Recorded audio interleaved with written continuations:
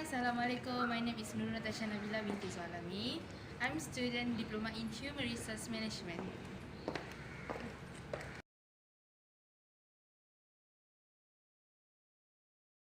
My name is Nurul Izzatina Dia binti Salim and I'm from KYPJ Diploma Human Resource of Management.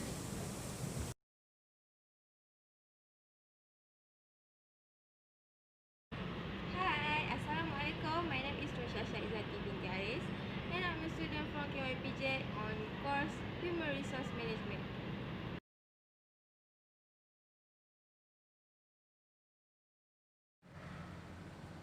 Hi, Assalamualaikum. My name is Nur Aisyah binti Muhammad Halim. I am student Diploma in Human Resource Management.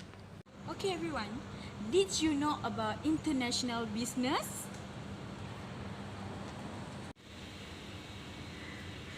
No. What is international business? International business is any transaction between parties more than one country. Actually, we're going to share to you about International business. Stay tuned. Assalamualaikum warahmatullahi wabarakatuh dan salam sejahtera. Okey. Saya kenalkan diri saya dulu. Nama saya Fahmi. Saya adalah salah seorang founder ataupun juga director untuk company AG Nutrition International Sdn Bhd, di mana company kami berlatar belakangkan product based company. Okey, dan kami terlibat dengan perniagaan produk-produk kesihatan seperti yang you tengok di sini lah. Okey. So ini antara produk kami lah. Okey, AG Sera. Okey. So sedikit tentang latar belakang company. Kami bermula sebenarnya sebagai ejen, sebagai lead agent perniagaan jualan langsung, dan juga kami bermula sebagai agent trading di mana kami terlibat dengan perniagaan produk-produk kesihatan. Dan apabila capai satu masa yang agak matang, kami buka company sendiri, dan alhamdulillah company kami telah pun secara rasminya menembusi selain daripada pasaran Malaysia. Kita sebenarnya dah berada di 15 buah negara, antaranya adalah Singapura, Brunei, US, di US, kita terlibat di Afrika dan beberapa negara di Europe. Okey. Dan untuk soalan-soalan yang diberi kepada saya, mungkin saya boleh menjawab sedikit sebanyak untuk membantu anda untuk memahami lebih lanjut bagaimana mungkin kita sebagai company yang terlibat dengan perniagaan international, apa yang mungkin kami perlu buat. Okey. Jadi soalan yang diberi adalah how to survive when you first time work in international country. Okey. Company kita bermula di Malaysia. We started in Malaysia where we are actually focusing 100% in Malaysia market. Okay, but when the product able to create some demands, and apabila kita melahirkan produk-produk yang agak baik dan ada demand daripada luar negara, sebab sekarang ni social media mainkan peranan besar, because orang boleh tahu kewujudan company ni melalui social media seperti YouTube, Instagram, Facebook, kan. Dan apabila mereka membuat research, kami dijemput untuk memasarkan produk-produk kami di luar negara jugalah, kan. Dan untuk saya jawab soalan kedua ni, survive when you first time work international country, saya lebih kepada memasarkan produk sendiri. Jadi orang kata bila kita bekerja di tempat orang ni, and kita perlu faham pertama sekali culture mereka, dan bagaimana kita nak fit in into dia punya culture, bagaimana kita nak menyesuaikan diri di tempat dia. Dan juga kita juga perlu tahu legalization, iaitu bila kita masuk meniaga di tempat orang, kerana dalam perniagaan ini yang paling penting adalah sustainability, maknanya kebolehan kita untuk bertahan berniaga ni, kan. Jadi legalization adalah sesuatu yang amat penting, kerana kalau kita masuk tanpa legalization, sekiranya kita masuk secara haram, maka kita tak boleh nak bertahan, kan. So untuk survive amat mudah. Make sure kita masuk dengan cara yang betul dan boleh menyesuaikan diri dengan culture mereka, kerana setiap benua ataupun negara mereka mempunyai culture yang berbeza. Okay. And a legal system that has been used on the country that you work for. Of course, when you talk about product-based company, first of all, we need to have approval in terms of Ministry of Health. Right? Sebab kita produk kesihatan, dan produk kesihatan ni adalah produk makanan, jatuh pada dalam kategori makanan dan minuman. Jadi amat penting untuk dapat kelulusan daripada Kementerian Kesihatan setiap negara yang kita masuk, kerana kita tak nak ada masalah di kemudian hari kerana melibatkan pemakanan. Jadi that is the legal system that we use lah, dan juga dalam masa yang sama kita perlu ikut aturan mereka daripada segi pembayaran, pengeluaran duit, pembayaran daripada mereka supaya transaksi itu lebih lancar. Okay, so on your fourth question, can you share with us about your international business? And international business ni adalah satu perkara yang orang suka tentang perniagaan international ni, tetapi cabaran dia agak besar kerana antara yang memainkan peranan adalah logistik, ketepatan waktu, penyesuaian produk, macam kita keluarkan duit yang agak besar sebulan dalam lebih kurang hampir RM100,000 hanya untuk logistik saja, maknanya pembayaran kepada courier company untuk bawa produk kita keluar. Jadi marketnya besar, international business. When you talk about international, you have more coverage.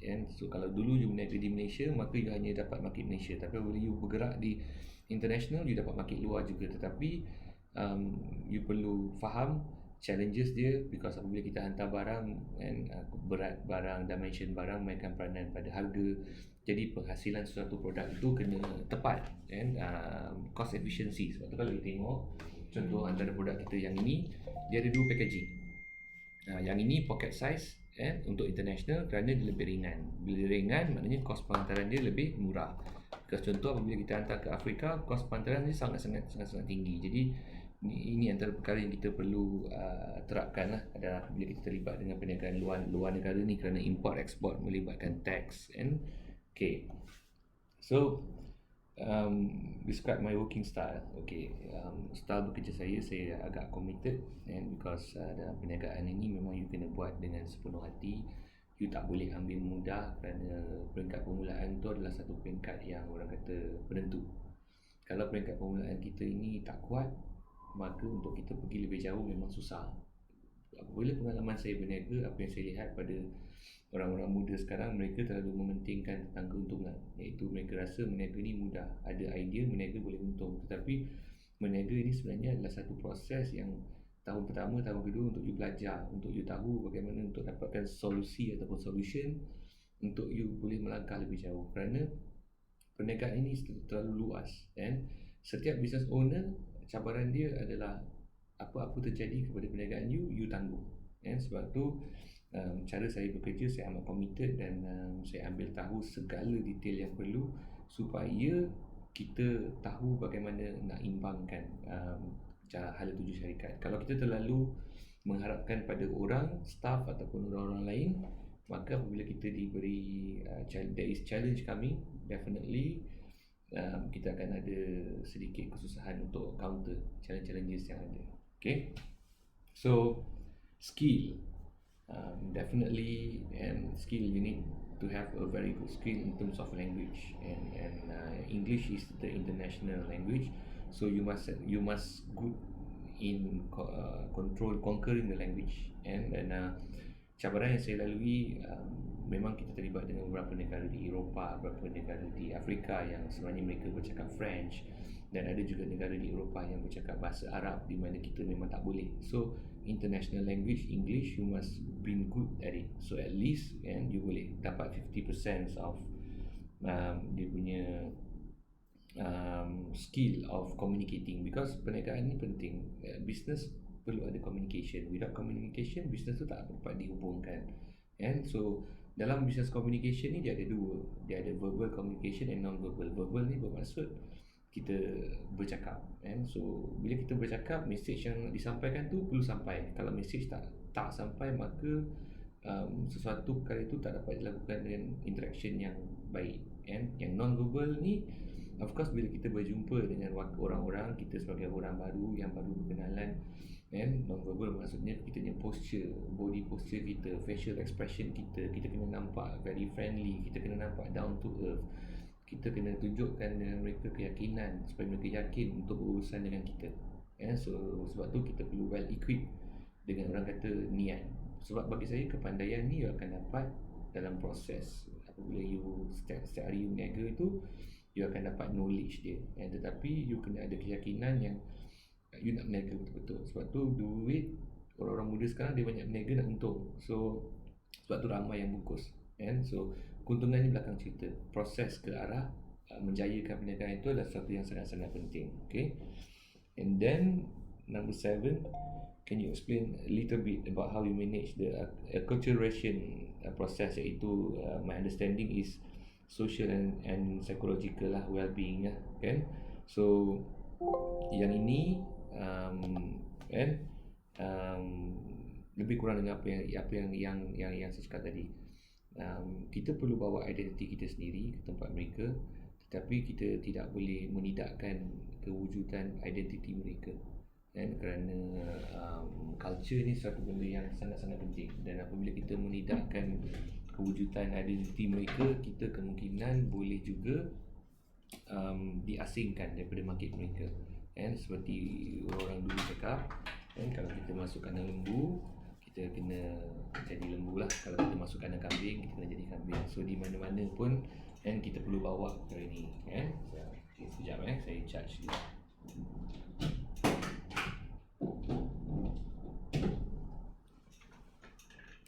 Okay. And then, in your opinion, why acculturation is important to the worker? Will it give a bad impact to this person? Yes. Sebab pengenalan kita in terms of orang kata dengan mereka bekerja, apabila kita ada identiti yang baik, mudah untuk kita atur strategi. Kerana perniagaan ini tidak boleh dilakukan seorang diri, dia mesti dilakukan dengan satu group ataupun organisation. Apabila kita lakukan perniagaan seorang diri, maka sukar untuk kita pergi jauh. Jadi perkara macam ni, sebab kita ni dinilai oleh orang. Sebab kita bekerja dengan orang, kita berniaga dengan orang, so kita dinilai. Jadi identiti kita ni akan memberikan satu impression kepada mereka, dan melalui impression itu maka akan ada impact. Because kalau kita bina suatu rangkaian itu perlu dibina dengan kita, dan penghasilan pada rangkaian itu, sesiapa yang terlibat duplikasi seterusnya, dia akan bermula dengan kita juga. So being good or bad is always started with us. So that's why sangat-sangat penting untuk kita ada suatu culture yang sangat-sangat baik. Okay. And then compensation package to the company that gives the employee. Of course yang ini penting, dan kita berniaga, of course kita mengharapkan keuntungan, tetapi dalam masa yang sama juga mereka bekerja, dan gaji mereka perlu setimpal dengan apa yang mereka dapat, dan dalam masa yang sama juga mereka perlu diberi reward supaya mereka mereka rasa appreciated. Kerana kita, kalau boleh, kita tak nak ada high turnover of staff, sebab bukan mudah. Apabila kita ada high turnover of staff, kita akan ada high turnover of spending. Sebab setiap kali staff baru masuk, perlu ada training, perlu ada downtime, mereka memerlukan masa untuk belajar. Jadi kalau boleh, kita nak kekalkan staff yang sedia ada, kerana mereka berpengalaman, dan untuk dapatkan culture, mood, working environment yang bagus ni, of course you must make them feel appreciated. Jadi di company saya, AG Nutrition ni, memang kita ada selain ada gaji yang agak tinggi, kita ada commission untuk mereka juga yang agak tinggi, dan kita ada reward juga tentang performance mereka. So bonus-bonus yang dibayar juga tinggi, dan kita juga ada quarterly trip kepada mereka. So siapa yang berniaga dengan keadaan baik, kita provide mereka trip-trip yang bagus. Okay. So yang ke-10, what is the best specialty the company give to the worker for compensation? Okay. So yang ini saya rasa lebih kurang lah dengan jawapan ke-9. Of course we go by the performance and attitude lah. Dan maknanya apabila mereka bekerja dengan baik, compensation plan yang diberi juga tinggi kepada mereka lah. Okay. And then 11, why do you prefer to work in international business? Definitely the coverage and the culture. Boleh kita dapat coverage dalam perniagaan ini, amat penting untuk you dapatkan coverage. Makin luas you pergi, maka makin luas peluang you untuk dapatkan keuntungan yang besar kan, ataupun to grow the business kan. Because dalam perniagaan coverage satu yang penting. Kalau you hanya ada Malaysia market, so you dapat market Malaysia je. Tapi kalau you ada 15 negara seperti saya sekarang ini, so dalam satu hari ada 15 negara yang sedang berniaga untuk kita. So of course benda tu akan jadi berbeza. Dan yang bestnya, kita dapat kenal negara orang, kita dapat jalan, kita dapat kenal culture mereka. So kita boleh jadi seperti mereka. Yang baik itu kita boleh bawa ke tempat kita. So di situ kita dapat create satu branding untuk company kita dan juga untuk diri kita sendiri, supaya orang boleh nilai kita. Okay. And then 12, share about the cost, or of course lah. And cost ni sesuatu yang kita kena letak tepi lah. Because bila kita terlibat dengan perniagaan luar negara ini, travelling cost and hospitality and then apabila kita tempat orang ni, certain country currency mereka tinggi, so spending agak tinggi. Tetapi kita kena ada good balance book lah. Maknanya you must know your profit and loss, and so you can spend mengikut apa yang you mampu. Don't overspend dan juga jangan terlalu save. Kalau orang berniaga terlalu save, mereka takut nak keluar duit, maka susah untuk mereka grow. Okay. Is the living expenses stable as you are now? You mean your daily life is stable to your living expenses while you work? Okay, kalau mengikut pemahaman saya bermaksud expenses saya agak tinggi, tetapi alhamdulillah perniagaan ini boleh memberikan saya stability in terms of pendapatan lah. Dan untuk just for your info, saya seorang je yang cari duit. Mak ayah dah tak kerja, family wife pun tak kerja, anak pun masih sekolah. So saya adalah seorang saja yang actually bekerja untuk keluarga, dan kita masih dapat hidup dalam keadaan yang alhamdulillah agak mewah kan. And then how do you divide your finances into different national income sources? Okay. Saya tak faham sangat soalan ni, tapi income kita memang diambil oleh kerajaan in terms of tax kan. Dan apa yang mungkin soalan ni, saya hanya invest di Malaysia saja, saya tak ada invest di luar Malaysia. So a bit subjective on the question, divide your finances into different national income sources. Memang saya tak ada buat investment luar negara, it's totally di Malaysia saja kan. Okay. Number 15, about the economic situation in the country where you work. Okay, setiap negara mempunyai model ekonomi mereka sendiri kan. Dan ada negara yang mereka masih duduk dalam keadaan ada peperangan, ada negara yang mereka hidup dalam keadaan maju, ada negara yang mereka hidup dalam keadaan yang masih kurang daripada Malaysia, ada negara yang seperti Malaysia. Tetapi di setiap negara mereka ada kekuatan mereka sendiri. So ekonomi amat penting memainkan peranan dalam segi penjualan ataupun penghasilan cukai. Tetapi kekuatan setiap perniagaan itu bergantung kepada back end ataupun management company itu sendiri. Bagaimana kita boleh create demand di negara orang. Kerana kita ambil contoh di China, negara yang penuh dengan orang berbangsa Cina, tetapi produk keluaran Cina adalah sesuatu yang mereka tidak gunakan. Mereka lebih suka produk keluaran Malaysia kan? Jadi yang ini pun agak subjektif juga kan? So ekonomi memainkan peranan daripada segi pembelian, tetapi apabila kita berjaya memberi identiti kepada perniagaan itu dan berjaya create demand, maka ekonomi saya rasa tidak memberikan impact yang sangat-sangat besar kan? Okay. Dan soalan terakhir, does the income you earn have a positive effect on your life as owner in product international business? Why does it have?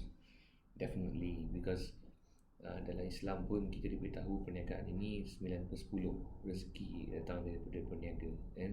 Cuma untuk kita meniaga, dalam perjalanan kita untuk mencapai income yang mencukupi untuk kita ataupun yang agak mewah, kita kena faham semua ini bukan sesuatu yang mudah untuk dikecapi. Dan apabila kita kecapi semua ini, kita kena bijak di mana duit itu kita nak simpan, di mana duit itu kita nak spend, di mana duit itu kita perlu buat investment supaya kita ada active dan passive income yang sentiasa.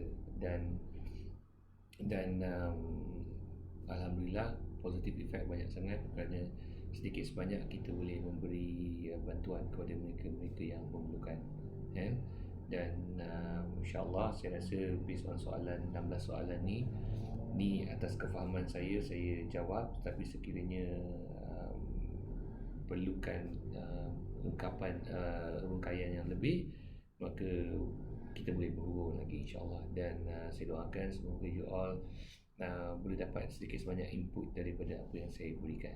Okey, sekian, terima kasih. We have a distributor in Singapore, in Brunei, in some of the African countries, and of course we're looking at more than 20 countries within 2 years. And hopefully by forming this company, the three of us, we can give a better benefits to the people in Malaysia and the people around the world. So see you at the top, and hopefully we can build a legacy for AG, the Alpha Group.